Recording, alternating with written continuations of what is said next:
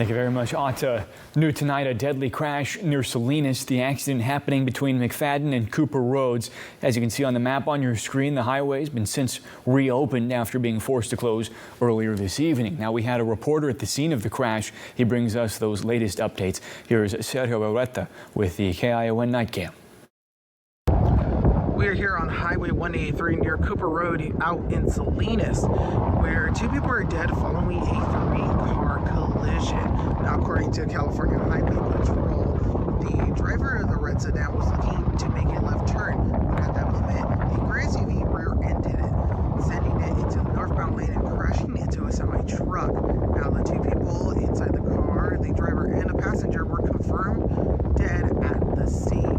Now, CHP is working with tow trucks and other crews to investigate the area. Reporting out in Salinas, Sergio Beretta.